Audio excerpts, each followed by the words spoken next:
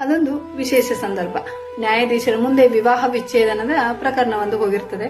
ನೋಡಿದ್ರೆ ವಯಸ್ಸಾದ ಅಜ್ಜ ಅಜ್ಜಿ ದಂಪತಿಗಳು. ಅಜ್ಜನಿಗೆ ಒಂದು 80 ವರ್ಷ ಇರಬಹುದು, ಅಜ್ಜಿಗೆ ಒಂದು 75 ವರ್ಷ.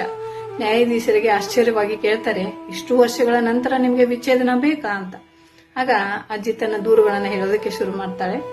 ನೋಡಿ ಸ್ವಾಮಿ, ಇಷ್ಟು ವರ್ಷ ಆಯ್ತು, ಒಂದ್ಸಲನೂ ಇವರು ನೀನ್ ಖುಷಿಯಾಗಿದೆಯಾ ಅಂತ ಕೇಳೇ ಇಲ್ಲ, ಒಂದ್ಸಲನು ತಮ್ಮ ಪ್ರೀತಿನ ಹೇಳ್ಕೊಂಡಿಲ್ಲ, ಒಂದ್ಸಲನು ನೀನ್ ಸುಂದರವಾಗಿದೆಯಾನೋ ಅಂತ ಹೇಳಿಲ್ಲ ಅಂತ.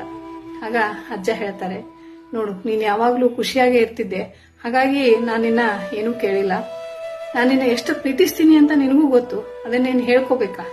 ನೀನು ಸುಂದರವಾಗೇ ಇದೀಯಾ, ಅದನ್ನೇನ್ ಬಾಯ್ಬಿಟ್ಟು ಬೇರೆ ಹೇಳ್ಬೇಕಾ ಅಂತಾರೆ. ಆಗ ಅಜ್ಜಿಗೆ ಕೋಪ ಬರುತ್ತೆ. ಕೋಪ ಬಂದು ಹೇಳ್ತಾಳೆ, ನೋಡಿ ಸ್ವಾಮಿ, ನಾನು 60 ವರ್ಷಗಳಿಂದ ಇವರಿಗೆ ರುಚಿ ರುಚಿಯಾಗಿ ಅಡಿಗೆನ ಮಾಡಿ ಹಾಕ್ತಾ ಇದ್ದೀನಿ.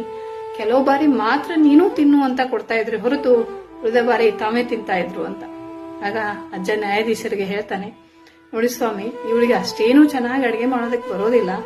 ಅವಳು ಯಾವಾಗ ಅಡಿಗೆನ ಚೆನ್ನಾಗಿ ಮಾಡಿದಾಳು ಆಗ ಮಾತ್ರ ಅವಳಿಗೆ ತಿನ್ನು ಅಂತ ಕೊಟ್ಟಿದ್ದೀನಿ, ಉಳಿದ ಸಮಯದಲ್ಲಿ ನಾನೇ ತಿಂದಿದ್ದೀನಿ ಅಂತ ಹೇಳ್ತಾರೆ. ಆಗ ನ್ಯಾಯಾಧೀಶರು ಹೇಳ್ತಾರೆ, ಹೇಳಿಕೊಳ್ಳದೆ ಇದ್ರೆ ಅದೆಂತ ಪ್ರೀತಿ, ಈಗಾದ್ರೂ ಹೇಳ್ಕೊಂಡ್ರಲ್ಲ, ಇನ್ಮೇಲಾದ್ರೂ ಖುಷಿಯಾಗಿರಿ, ಹೀಗೆಲ್ಲ ಜಗಳ ಮಾಡ್ಕೋಬೇಡಿ ಅಂತ ಅವರಿಗೆ ಸಮಾಧಾನವನ್ನು ಹೇಳಿ ಅವ್ರನ್ನ ಕಳಿಸ್ಕೊಡ್ತಾರೆ.